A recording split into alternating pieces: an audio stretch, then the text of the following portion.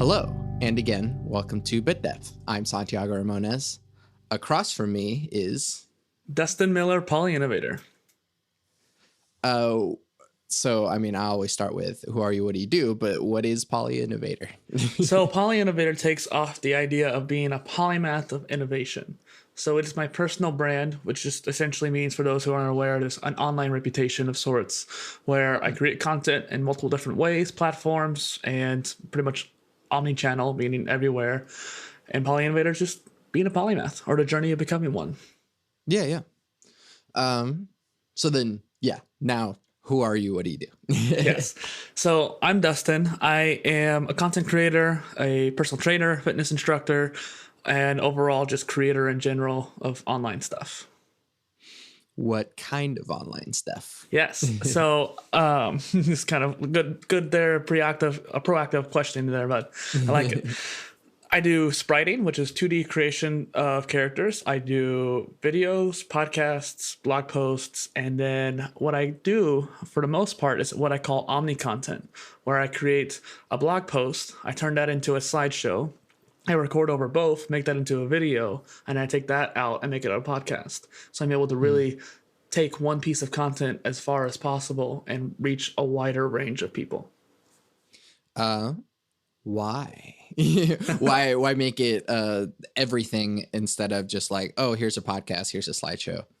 Think of it kind of like this: the work that you have to do to make more content. I, as someone who loves doing it, it's always hard because you have to make a whole new piece of content. If you're doing interviews like this that we're on, it's a whole nother person you have to talk to with it. Mm-hmm. But let's say we take this interview, and then you can transcribe it and you get a blog post out of it. Not always the greatest blog post, but people like to read the transcriptions a lot at the time too. Sure. If you were recording video or even just the audio, you could do a visualizer, then you could put it on YouTube, which I saw your YouTube has all the podcasts you had there in the past already. So that's good. That way people can go there on that platform. And then, so you have 3 different mediums already right there. And then you can take the audio or video, chop it up into little pieces and share it on social media. And so you just get a much wider range and reach from just one piece of content versus having to remake a whole bunch. So not to mention too, for different platforms. Yeah. Yeah. So then what kind of content are you making? What are you discussing? What are you talking about? What are you presenting? Good question. So for the most part, my brand the niche is about being a polymath or becoming one. And a lot of people don't know what the concept is. It just essentially means someone who's wide ranging in skills or knowledge or learning as well. And so I really love that concept. It's always resonated with me even since I was a child. And so I wanted to share that knowledge that I've gained and also share the idea with people. And I've talked to a lot of people like you who I think that we're going to have a great conversation. And being able to have these conversations about being a polymath or even just about philosophy and random discussions has been a very great experience. And then on top of that, I like creating just blog posts and Yeah. Okay, so let's start kind of at the beginning. Yeah. Where'd you grow up? Where'd you go to school? How did you get here? Interesting. So I grew up in the Midwest in a college town with a lot of colleges in my area. There was a lot of modernness to it. Even though it's in the Midwest, people will think that we're hillbillies or something like that. But for the most part, Midwest US, I might specify. But for the most part, we're actually a pretty modern of a city and smaller. But this has always been one of those places in this kind of area that we've been very active. In fact, where I live actually had the largest train station out west for about like 100 years. But for the longest time, the Wabash train station was the biggest one out in this entire area. So this particular city I'm in, Columbia, is very well known, at least in the past, for something like that. And I think that historical context has very led into the community that we've built, and it's very creative. It's very artistic driven. The colleges and high schools are very artistic driven. So when I grew up, I think there was a lot of support for that kind of mentality. And I have always loved being creative. In fact, I didn't do well in school because I would always just start creating stuff instead of paying attention in class. Right. So then did you end up going to college? Did you start and then realize that it wasn't for you? How did that kind of pan out? I applied to college back when I was in high school, but after just getting denied for places that I didn't really care that much about, I just stopped trying. And then I realized that in order for me to become who I wanted to be, I didn't need to learn, but I realized that college didn't necessarily mean that was the way I needed to learn. With the advent of online resources like MOOCs and online courses and these videos, podcasts like this, where you can learn a lot from people, I just decided, you know what? I'm going to make my own degree. And I called it the DIY degree at first, but now the modular degree, where you can actually choose your education, make it modular. If you don't like it, you can take it out. If you do like something, you can put more in it. And I started pursuing that. I did go to college for a short time, but I realized it wasn't worth it. Right. And I think one of the bigger realizations we're having over time with our generation and younger is that people are starting to realize that college isn't for them. And I think that maybe for the longest time, that was something that everyone just thought, oh, this is an essential thing. We all need to go to college after high school. And now as we're seeing, especially with a pandemic like this, we're seeing, well, one, we don't even have to go to college because you can just stay home. And then the other part is that there's no guarantee that once I leave college with this fancy degrees that I have so much debt on, that I'll have a job from that. So how are you kind of trying to reshape education in that way?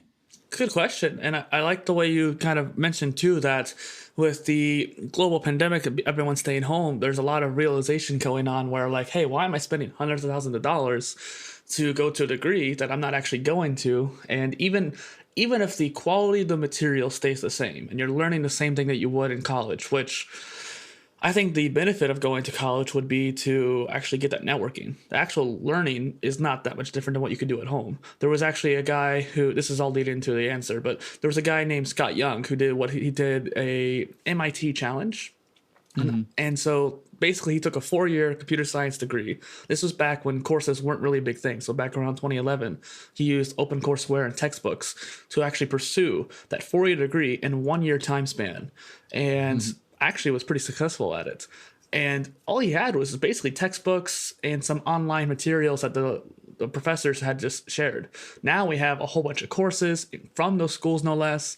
We have all kinds of different ways of thinking and modalities and pedagogies where you can actually learn on your own using advice from other people like myself, maybe like you as well. And it's just interesting how if people can realize the wealth of resources that are out there, we can use them.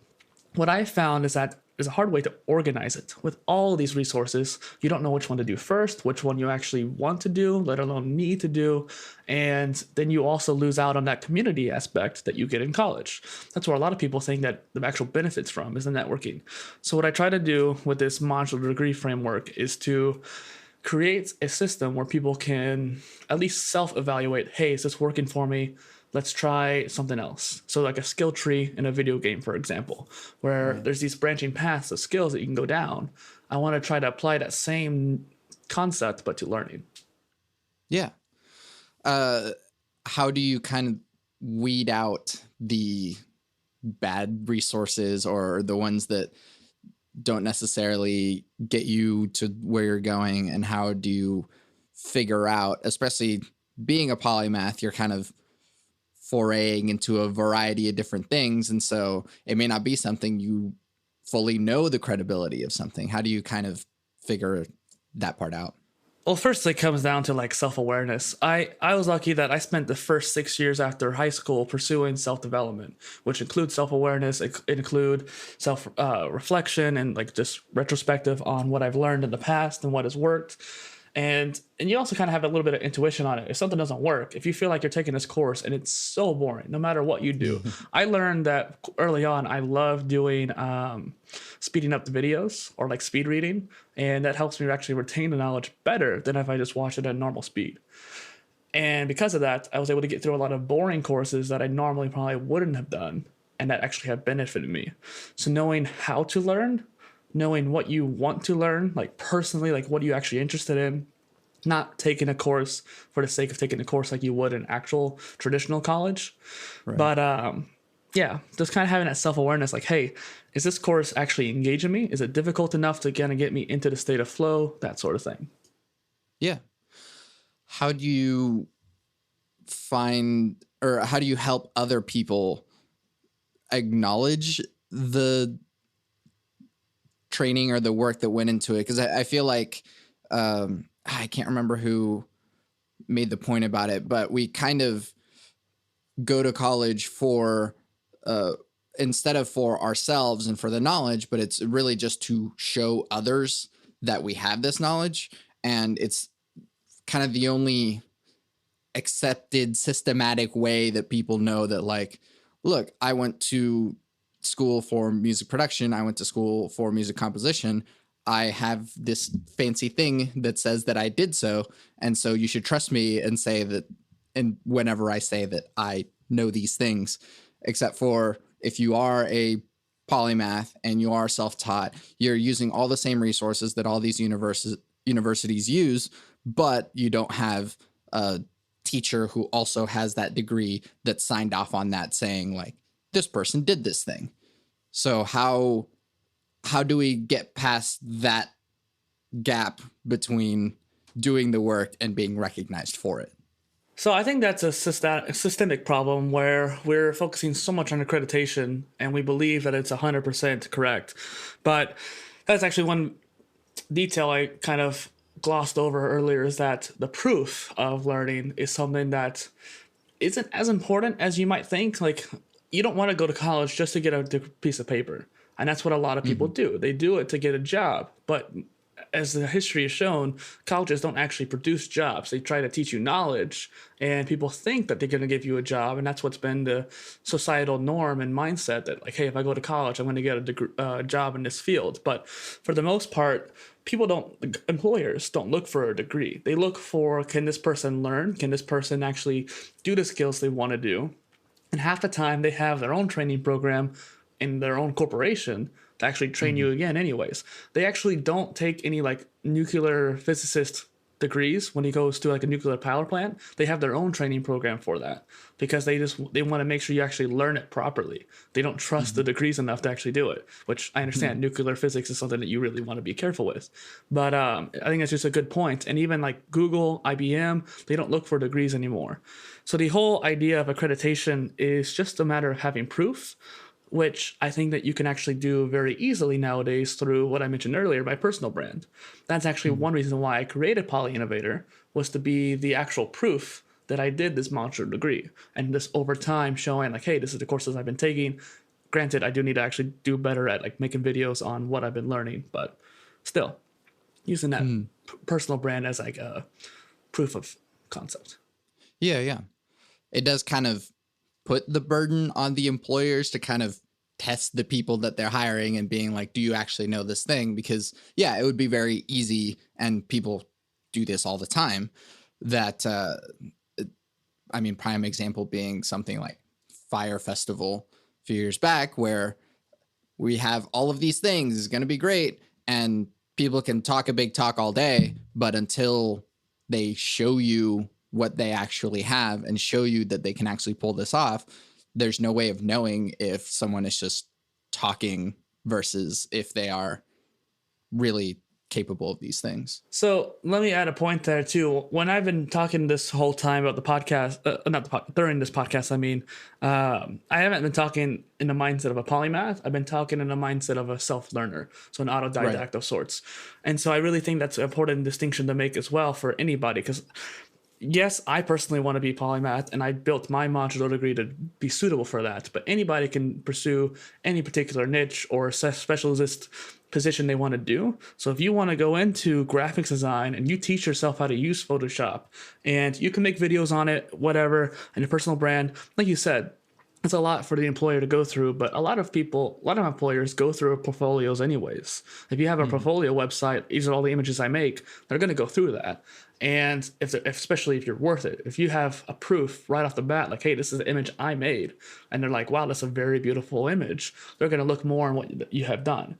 There's also a resource that your listeners might like. It's called crash.co, which is a platform where people can pitch companies like, hey, you have this open role. I think I'm going to be a good fit for it. I know I don't have a degree that says I can do it, but here is my video that I made specifically for you, showing you how I know this skill. And I think it's a really interesting concept where you're actually proving to the recruiter right off the bat that you know how to do it, and you're actually helping them already for that company to show that you know it. Yeah. I think that's a really good way of showing things. So we kind of talk about being a polymath and all that stuff, but what is all of the stuff?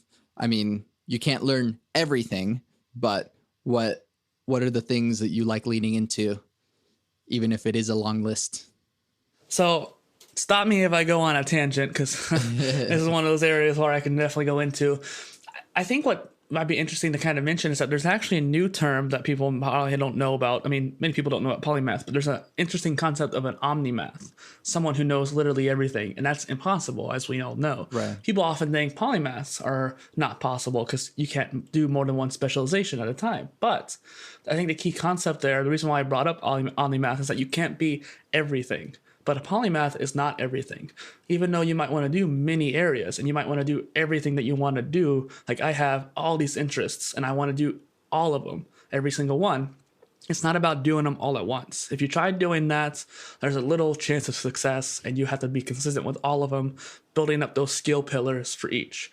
What a real polymath, I think, is someone like Leonardo da Vinci or Benjamin Franklin or Elon Musk, who has built skills over time and then switched over to something else. So actually, a lot of people, like geriatric crowd and like baby boomers, a lot of them actually probably are polymaths without even realizing it. People switch careers throughout their life anyways. After 10 years, I might not want to do this particular job. I want to pivot to something new. And after 10 years of that job, you've not become a master per se at that skill. You've probably gotten very proficient. You got into a high level of knowledge in that area. And you do that multiple times throughout your life. By the end of your life, you're a polymath. But it doesn't take that long necessarily, but I'm just as an example. Well, yeah. Yeah. So then, explaining the polymath, what are you into? Yeah, I totally missed the whole entire question there, didn't I? I'm sorry. That's okay. So for me, I'm interested in a lot of different areas, as we kind of already said. When I was a child, I always told people I wanted to be a businessman. And so business has been a kind of big aspect in my life. As I grew up, I told people I'd be a CEO of an international company driven to innovate technology and ideology. And those two areas are something I'm very interested in. I love being a techie. I have 3 screens right here even. I built my computer. I love technology. And then innovation is something I've always found to be very interesting, that creative drive to bridge 2 areas into one new idea. And so that's what came around the Polyinnovator concept, is that I want to drive all the areas of interest that I'm in: video games, technology, creativity, music, whatever interest I'm going to go into, exercise, for example, or self-education in this particular case. I want to try to innovate it as much as possible while I'm learning it, doing it, and experiencing it. Yeah. No, that's a good thing. I like that you mention kind of self-learning in that, because it is a skill that you can develop learning how to learn. Exactly. You can become a master of mastery. And that's I think that whenever people see the types of people that they'll go into anything and be great at anything, they're like, oh man, I hate that person for being so good at everything. But at the same time, it's like, we can all do that too. It's not some magical thing that person has. It is something reachable for anyone. Yeah. Well, yeah. Go ahead. I was just going to say, learning it's a skill that you need to learn how to do better. And they don't teach it in high school, and they barely teach it anything about it in college. But yeah. Yeah. So going to some of your other stuff, what is Smart City? I saw that you mentioned that on your website, but kind of explain that concept a little bit more. Yeah. So sadly, I don't have as much information on my website, more than like a blog post at this particular point. But smart city technology is essential, or development is probably the best term to use for it, is the idea of a interconnected city where all these little Internet of Things devices, IoT devices, are connected to the overall network. So think like watchdogs in the video game universe, where if you go to a stoplight, it's connected to the internet. If you go to a garage door, it might be connected to the internet too. Just all these different areas of technology that people don't normally think would be connected usually are, and they can end up dramatically improving people's living life experience. And it's not really a good explanation. Think of it like in Singapore, for example, one of the world's smartest nations that we have at the current point. They actually designed their urban buildings, their city layout, off of the idea of how the wind travels between the buildings to optimize the wind flow for the citizens and for their wind generators, I believe, as well, and just tries to control the flow of the air going through the city. And they did that through data, big data for one, and just data analysis, and allowing for, they wouldn't have had that data had they not had the devices in the city making it smart.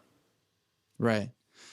So how do we apply these concepts to our world? Because, I mean, there are cities already built that didn't apply these concepts. So do we tear cities down? Do we redesign how we do it? Do we build new cities and apply these concepts? And then there's also the aspect of, well, sorry, I'm asking two questions at once, but that if everything is connected through the internet, as we see in Watch Dogs, everything is really hackable. And so, and that's something that does happen in the real world too. There's a lot of people that have smart homes. They can control their lights and their locks and everything through the internet, but then it's also very easily hackable, and people can gain access to people's homes, gain access to people's cameras, and all that kind of stuff. Bouncing out that last point first, security is also evolving with this as well. Encryption services, and with quantum computers, or even just cryptology in general too, in a more simple sense, has been dramatically improving as well. So security is actually going to improve alongside a lot of that, so people's worries can be a little bit subsided. And then on top of that too, Watch Dogs is fiction. I mean, it might be based off some ideas of like real people or something like that, but there are also the people in that game, and the people they may happen to be based off of are very niche and highly skilled individuals. It's not like the whole city's hacking the city. It's like 5 people who are doing it for a good cause in the game, at least. And it's interesting how people are worried about the privacy aspect, but we've already given up most of our privacy through the social platforms anyways. And then to answer your other question, this is a big debate going on about, should we build new cities? Should we improve old cities? And I'm a little bit of a fan of the former. Building new cities is a lot better for the actual structure of a city, because most of the ones we have now have a really bad urban sprawl, which means that these cities are spread out to be used more by cars rather than walking or keeping a sustainable mindset. Because if you have suburbs and all these neighborhoods spread away from the city, yes, you could drive back and forth. But as we've seen with a lot of the data coming from emissions coming from cars, and how not everyone can drive, not everyone should drive, and we should start thinking about the cities being more interconnected socially as well, not just technology, but with, like, if your neighbor is near you, you should be able to talk to your neighbors and get to know who they are. I live in a compartment building. I don't really know any of my neighbors except for the one across from me. And that's just more of a societal norm rather than a issue of communication per se. I haven't had a reason to go talk to any of them besides the one across. And so there'll be a systemic change in people's social norms, I think, as well, that will help, to answer your question, that will help either case, whether we build new ones or tear down old ones rebuild old ones. Because like Barcelona is a city that they're rebuilding to make it smart. It's one of the best other smart cities in the world as well. Yeah. I don't know if I answered the question well there. But. No. I think that really did answer the question. I'm trying to think if I should follow one train of thought or the other. Do the first one. I'll go with the stupid question first. Okay. Which is, why education? Why is education important? Sometimes asking stupid questions gets to a deeper point about it. So education, like as in self-education, or education in smart cities, or what?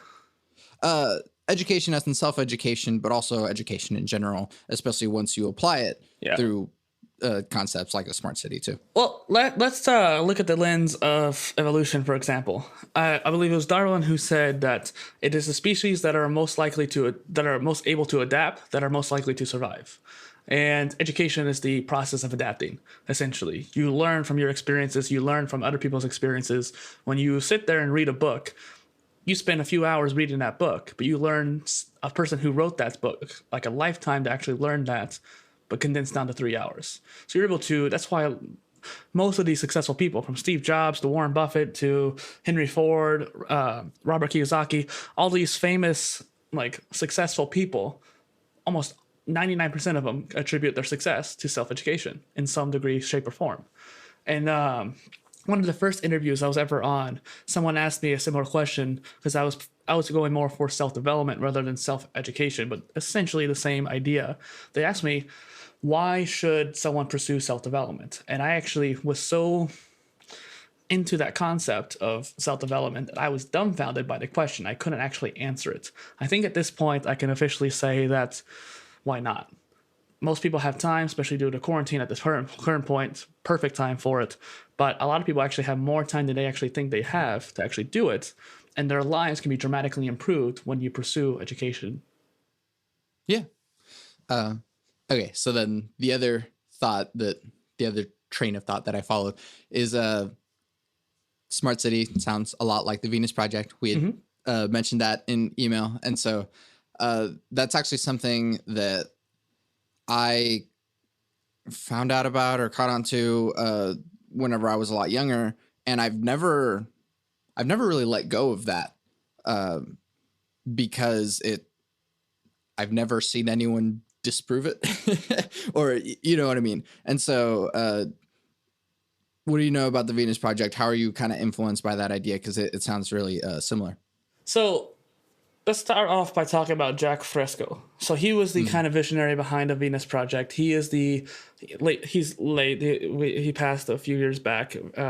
And from the videos I saw of him, he seemed a bit, I don't want to say eccentric, because I'm eccentric. It's not a negative concept, but he seemed one of those kind of people that did not think like norm. He was one of those visionaries who saw the world in a different way, which I think was crucial to the development of the Venus Project. And the whole concept behind the TVP, I guess you could say, is to change how societies are, I don't want to say ran, but just operated by the individuals in that society, which is kind of what I was alluding to earlier when it came to smart cities, is that there's going to be this systemic change in how we think and how we interact with other people.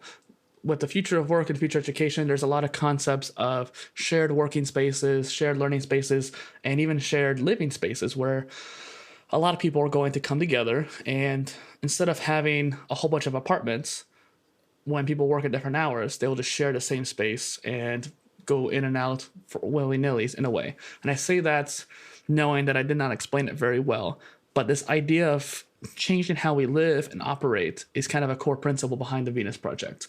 And so a lot of the architectural structures that Jack had designed and a lot of the actual city designs, he designed a lot of smart cities, even if they weren't high in technology for the most part. I think they were trying to be, though, but they were more about how we live and how we should live our lives, more of a lifestyle change.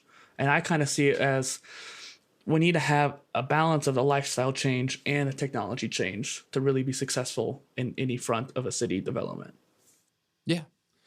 And I think that it's hard because we don't know how we're going to get from here to there. And I think that that was one of the biggest problems that not only I have, but a lot of people have, that this ideal looks really nice and it can be really well designed, but it's really hard to get from where we are now to there.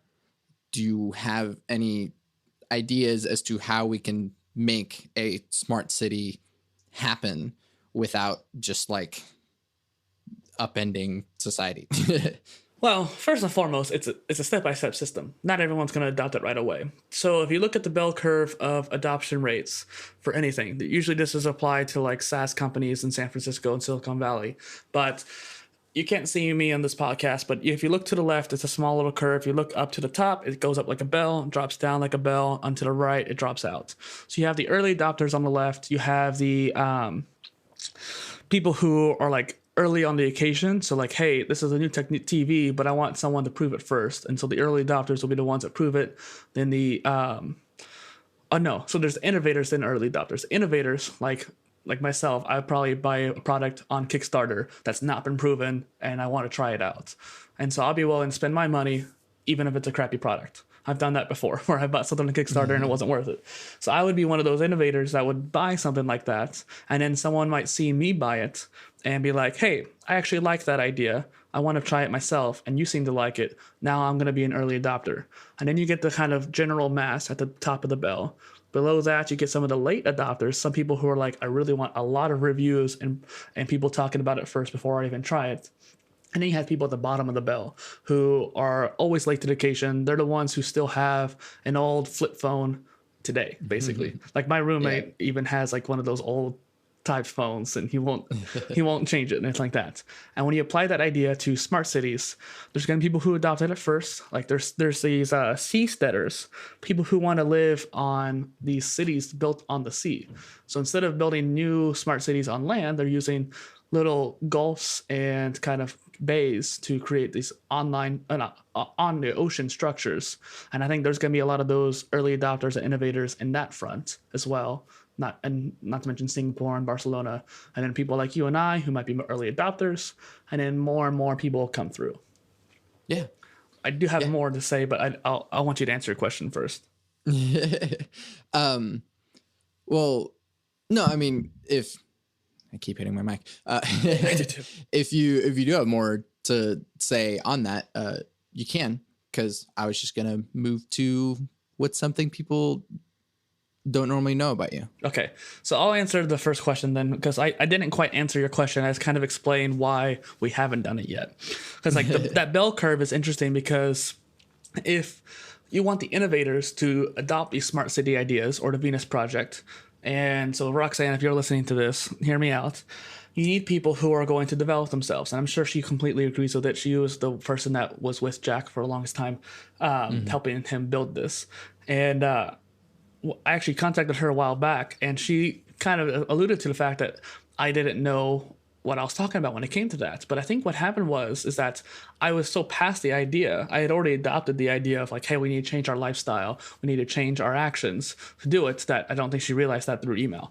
And I think the point to be made is that you have to change your mindset. You have to be open to new ideas and growth, which you only get those two skills, being open to ideas and growth mindset, through self-development and self-education, or even self-improvement in a way. All three are a little bit different.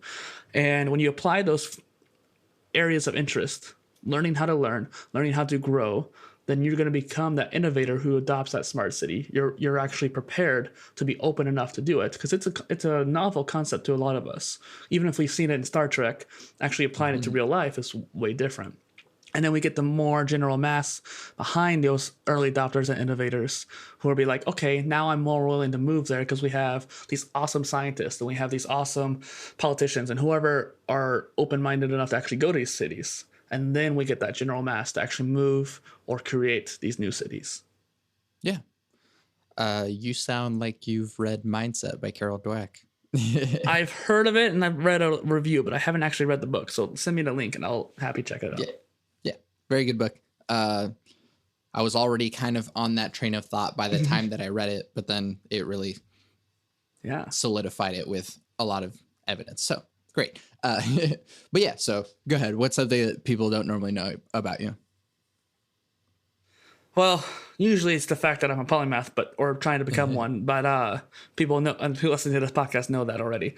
I am a swim instructor. I've been doing it for almost a decade now, and I taught water aerobics and move your joints, water boot camp, and personal training, and all kinds of fitness, especially in the aquatic realm, let alone in the gym. Beyond that, the other thing was that one of the first things I said is spriting, which is the creation of 2D characters. It's just a hobby of mine. I don't really intend on sharing that too much to people for the most part, but it's something that is novel. People don't know. Yeah, fun stuff. What advice do you have for other people that are kind of trying to foray into this polymath sort of thing, or they are going to college and they are realizing it's not really for them. How do you kind of get started in this? Well, we're still on this kind of particular point on the college front that if you feel like if you're close to finishing a degree, finish it. You might as well have that piece of paper if you're like 2 classes away from doing it. If you think that it's causing so much stress to your life that it's actually detrimental to your success and overall mental health, then quit and pursue something that you're more interested in. Because passion is what is the lifeblood of life, essentially. If you're not passionate about doing it, then don't do it. I think that to answer your question, actually in a more interesting way, is ikigai is the reason for being, a Japanese concept for the reason of why do you exist. And essentially what it is the balance of 4 areas. Like, what are you good at? What can you provide to other people for a cost? And what are you interested in? And what does the world need? And between those 4 areas, if you can find something, find one passion or one kind of area that interests you, and even a little bit that goes for, that actually includes all 4 of those little circles, then you'll find your ikigai, and that's what you can do. Yeah. Thank you so much for bringing up the concept of ikigai, because that is a good transition into the second half of the podcast, Perfect. Which is, what is the role of spirituality or religion in your life? Okay. Spirituality in my life. So I don't want to go on too much of a tangent because I feel like I've gone a lot of tangents today, but essentially spirituality, I feel like, is often overfluffed with religion. I think that they need to be rather separate. I think religion can be a good way to go into a spiritual development if you feel like it's not preventing your growth mindset. So in my experience, a lot of religions have prevented growth mindset, which has thereby prevented spiritual growth. But with Buddhism or even just generic science, there's a way to actually be more spiritual. And I think that's actually kind of controversial of a thought where, oh, you're using science to be more spiritual? That doesn't make sense. But spirituality to me is more of the balance between the conscious mind and the subconscious mind. Yeah. What's sort of been your journey through that? I mean, you mentioned you grew up in the Midwest, so I'm sure you're surrounded by Christianity, whether you like it or not. And so what's sort of been your experience through that, and how did you get to where you are now? So let's just be clear that I am in the Bible Belt, and within a 300-mile radius, there's 900 churches around me. Yep. And I think that's too much. Like, not to be hating on Christianity or something like that. It's just too much. We need more quality of places. Regardless of religion you choose from, quality over quantity. What's interesting about Colombia that I live in, which I guess I'm giving away my location now, but what's interesting about the city is that there's a very open mindset. So like I mentioned earlier, it's a very creative place. And I think that stemmed from the multicultural impact. So in my high school, we actually had a day where different cultures that were in the school. So if we had someone from Zimbabwe, or we had someone from China or from India, and they had a certain culture like they wanted to share, so food or music or some kind of dance or play, the school would put on this like fair or festival kind of thing inside the hallways where these different students could set up a stand and share their culture with the world. Or not the world, with the high school. And this kind of concept still kind of applies to the actual city as a whole. So there was actually this temple in town that's not for any particular religion. It's just for any kind of spiritual growth for any religion. They actually have like a list of different areas. There was also a place called the School of Metaphysics in my city. And then one of the biggest impacts for me was this class I took my last year of high school with one of my favorite teachers called Classical Ideas and World Religion. And it really just goes into each different major religion throughout the world. We went to like, I think 16 different religions, and just helps expand your mind of like, hey, these religions exist. Here are what they're about. Here's what they stand for. Yeah. And that's that kind of thing. Yeah. And I think that's one of the most important things about, especially going through adolescence. Like you said, you experience this in high school, and it's really important at that time to get a wide range of things, so that especially at the age where you're starting to not necessarily decide, but arrive at your own conclusions, that you are able to have a wider range from that cafeteria to choose from. So going into more specifics about spiritual belief, what is your definition of God?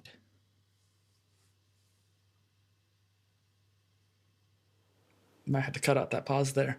Give me a second to think.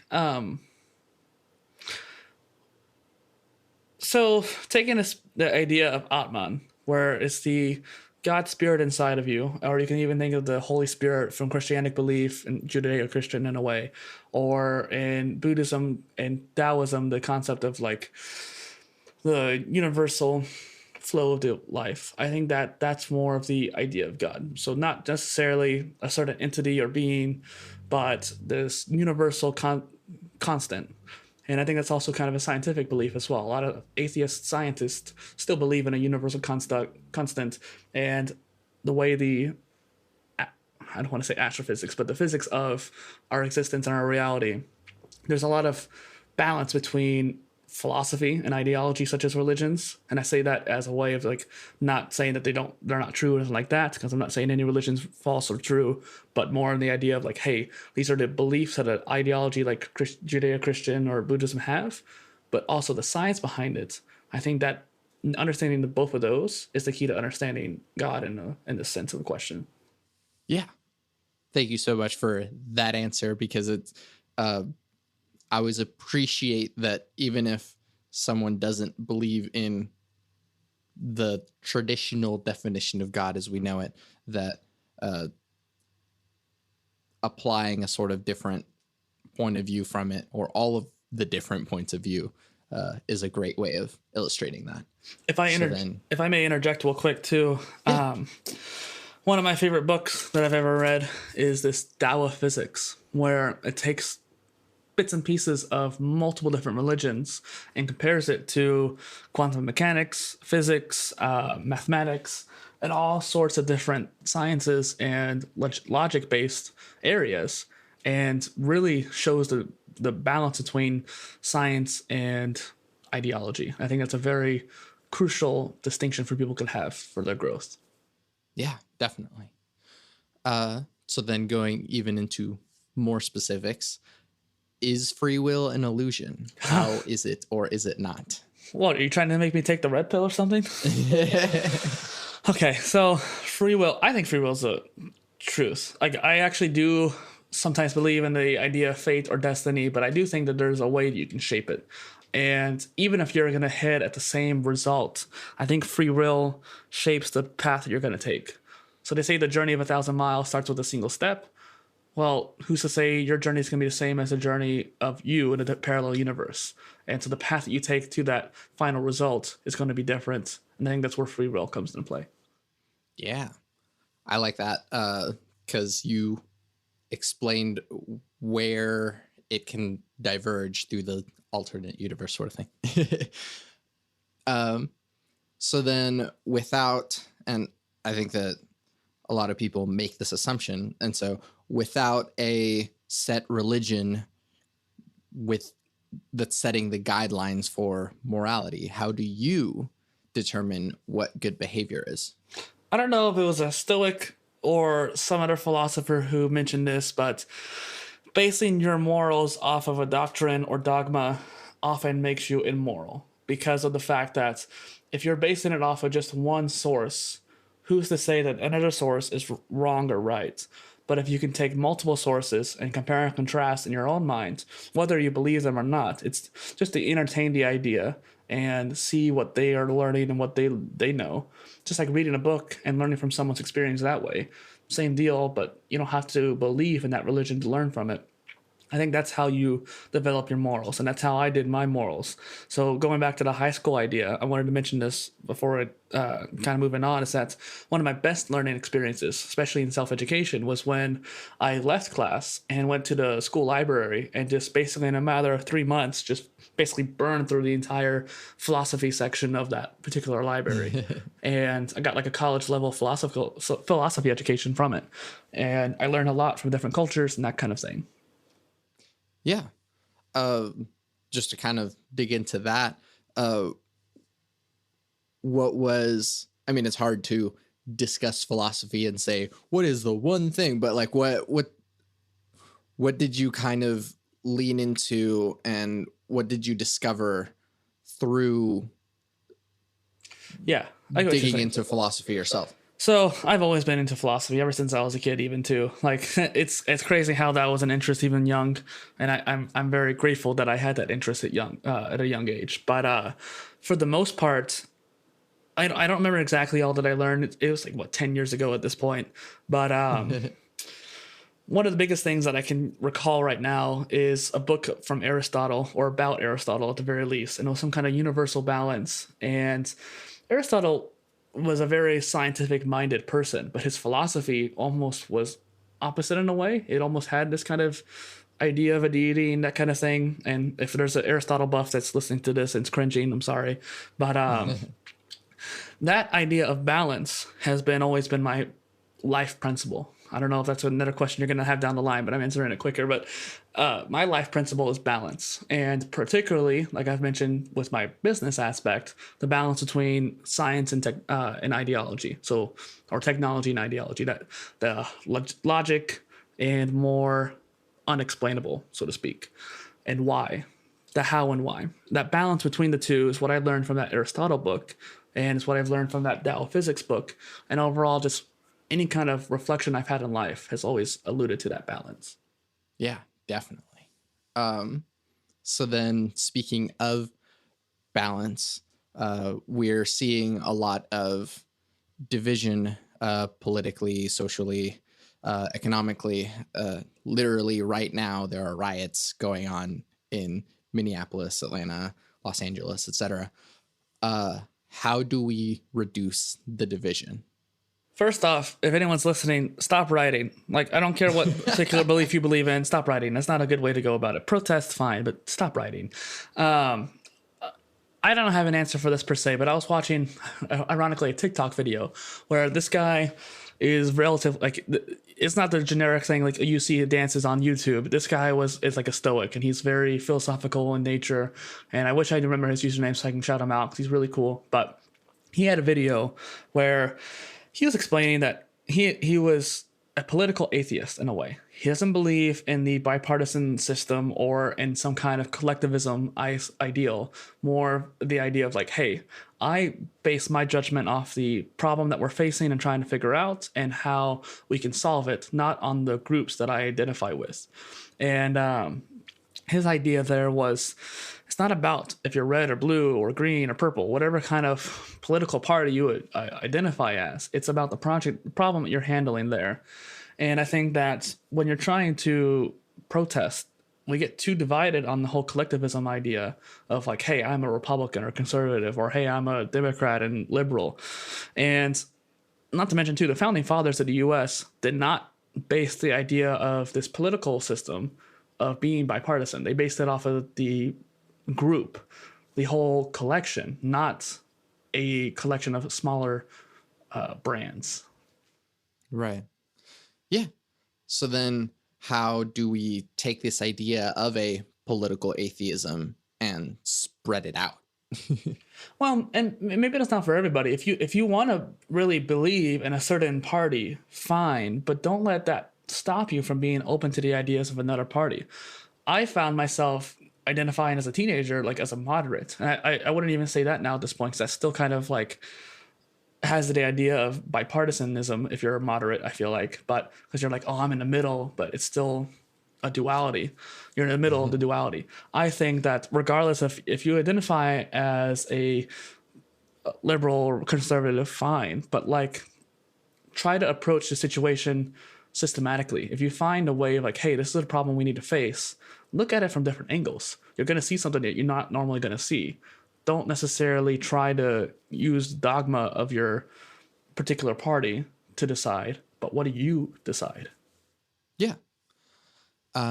Given that we both live in the United States and there is this huge selfishness that is overriding all of our culture, how do you live with or against the selfishness that pervades American culture? I don't know if this is selfish of me, but I kind of avoid it a lot of the time. I try to just stay out of it as much as possible. Ironically, as much as active I want to be, it's not the active areas that I want to be in. Like I've seen a lot of political stuff on social media, such as Instagram or TikTok or YouTube in the recent weeks for various reasons, whether there are riots or for more police brutality or whatever reason. But I felt that despite the fact I might have a voice to be able to say about those certain topics, I don't necessarily think that that is a topic I want to stand for. I know that that sounds kind of bad, but I don't feel like that my energy applied to that is going to help anything. Whereas my energy applied to helping people understand self-education and smart cities and innovation is a good way to not only avoid those bad situations through just changing the system, but also that's a better way for me to apply my energy rather than focus on the negative. Yeah, I like that a lot. What are you optimistic about for our future? Things are looking pretty bleak right now, so let's point upwards a little bit more. I mean, this is going to sound a little bit more bleak, but I'm looking forward to the recession that we're going to hit because, like I said earlier, because we're basically already in it at this point. I think we were going to hit it probably anyways, even without the coronavirus, but then that just made it even worse because we were overdue for a bear market anyways.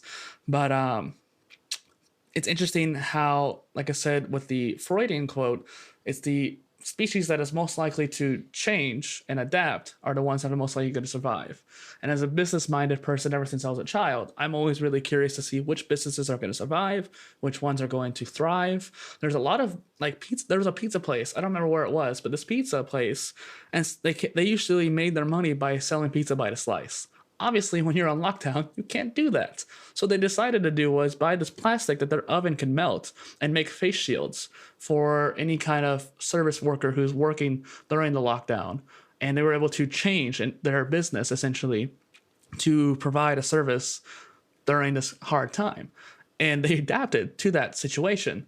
And so by the end of this lockdown, when things open back up, whether that's in the next couple months or next year, they're going to have either two businesses now, or they're going to have, they might stop doing the plastic. But either way, they survived, and they might even have two at the end. Yeah. Pizza and plastic. Yeah. Beautiful. But the point was that they adapted. And I think that right. I'm curious to see which businesses that are just going to end, because if they were not able to adapt well enough, then they probably shouldn't stay open anyways. Right. And I'm sure it's very annoying to deal with the tax code for having to suddenly have all of your income come from a different source. Do you believe humans are evil by nature? No. We're not anything by nature except for, like, I think the only thing by nature we are learners. I mean, any kind of creature is going to want to learn, but we've evolved in a way to actually learn faster and adapt. That's why babies copy their parents, because that's what our brains are designed to do. And that's why when we were talking about self-education earlier, one of the things I was going to mention that I forgot was the fact that we should be lifelong learners, and we already are in a way. But a lot of people who stop pursuing learning for the sake of learning, let alone knowledge, are the ones that often actually contribute most to like Alzheimer's and dementia, because their brains basically, I don't want to say atrophy, but break down because they're not being used enough like muscles to actually progress and get stronger. And so some of the people who lived longest and happiest are the ones who actually pursue knowledge throughout their lives. And so they're good by nature because of that. Yeah, definitely. What makes you content?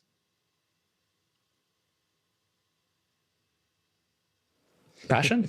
Like, I don't know. I mean, there's plenty of times where I'm not content, but I'm content with not being content. I'm okay with it because I know that what I'm doing is important. And like the other day, I spent 6 hours editing a video because it was a long podcast episode, probably like what you're doing here. And I'm sorry that you got to sit there and edit, or whoever your editor is. But it was drooling work. I'm sitting there editing a long video, clipping. There was a lot of audio issues. I had to go through all the troubles of technology, and yet I was content doing it because I knew that the result was going to be worth it. And so delayed gratification, I guess, and knowing that my effort is going to be put towards something, that's what makes me content. Yeah, definitely. Always want to preface this, and I need to just stop prefacing it, but Wayne Coyne, I was told, asked this question to people, and I found it was interesting, but it always sounds like an attack. So I'm going to, yeah. When will you be satisfied? When I'm dead. Yeah.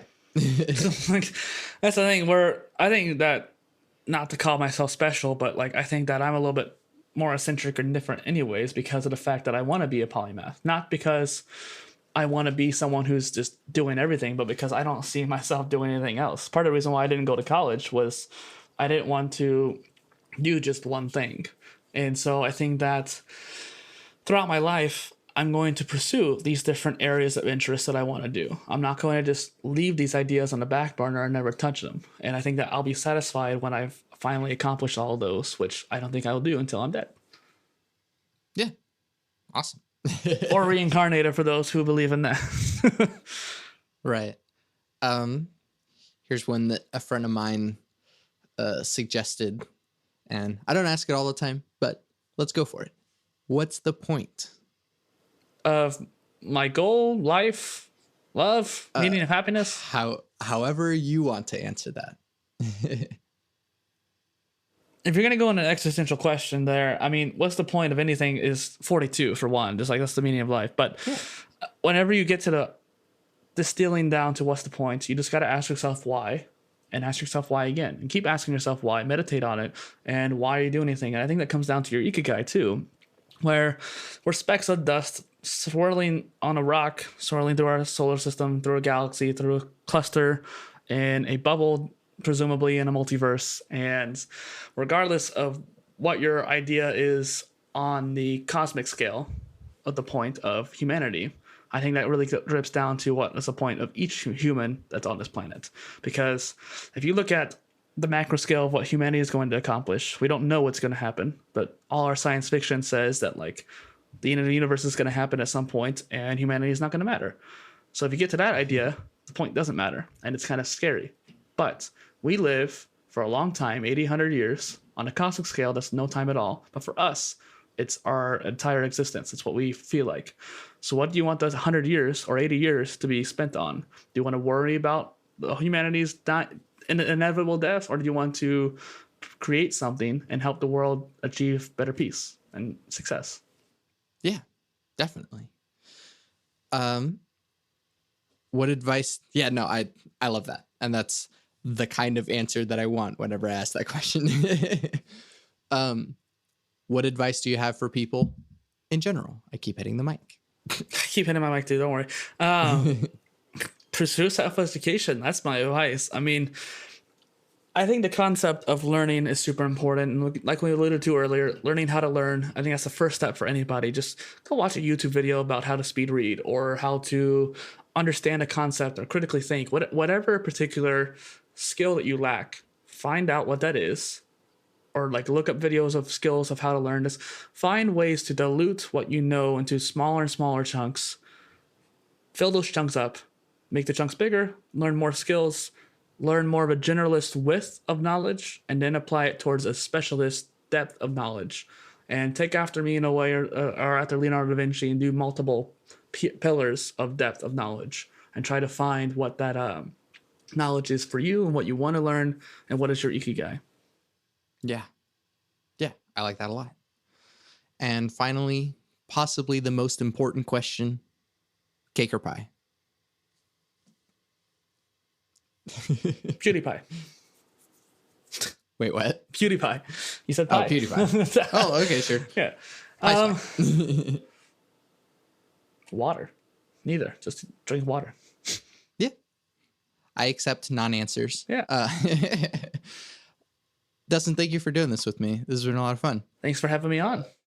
Where can we find you and your things? Where can you find me? So there's just two links that I'll mention. Polyinnovator.space is my home website where you can find pretty much literally everything. I was looking at Santiago's website earlier, and he has a whole wide range of icons of his socials and platforms that he's on. I actually have something quite similar on my site. If you go down to the bottom, you'll see just literally every platform that I'm on, including DeviantArt if you're interested in spriting, or my podcast platforms if you're interested in the polymath idea. or even just YouTube if you want to watch everything. So you can find me on that, or the podcast is what I've been working on mainly recently. So just pod.co/polycast or / I guess. And you could find it that way. Yeah. Is that like basically where all of your home stuff is, or what is the podcast, I guess, is the thing. So Polymath Polycast is the main project I've been focusing on the past few weeks because of this quarantine. I've been able to talk to a lot of people, and I've been trying to just build that up. But I try to keep everything relatively the same on each platform. So if you go to YouTube, you're going to see the Polycast still. If you go to any of the podcast platforms like Spotify, you'll see the Polycast. There is some nuance to some platforms. So if you go to like YouTube or Spotify, you may see something that you haven't seen on the other ones. But for the most part, you'll see the same stuff everywhere you go. Yeah, sweet. Important to make those distinctions because being a anything guy, you kind of want to keep it cohesive. Right. Yeah, no, once again, thank you for doing this with me. And I'm going to do my outro. I'm Santiago Ramones. I'm Dustin Miller, Polyinnovator. Yeah. You can find everything that I do on my website, santiagoramones.com. I make music. You can download the stuff that's on my Bandcamp. You can listen to the stuff that's on my SoundCloud. That's more electronic composery stuff. You can listen to my master's recital, which is my composery stuff. And you can stream everywhere the stuff that I do with Power Cycle and experimental electronic trio. We have an album out called Too Many Damn Cables. It is completely improvised. And so that is some interesting background music if you want something going, but if you also want to pay attention to it while you're listening to it, it's also pretty nice for that too. But it's also fun to bear in mind that it is completely improvised. It's just extra stuff from when we were at rehearsals and not rehearsing, but just messing around. And you can find this podcast on any of the platforms where you find podcasts. Feel free to leave reviews, comment, and discuss about the stuff that Dustin and I talked about. And stay tuned for the next podcast where Dustin will talk about many other things. I always end my podcast with my 3 things. They shape my life philosophy. Those 3 things are: love never fails, it's going to be okay, I might be wrong.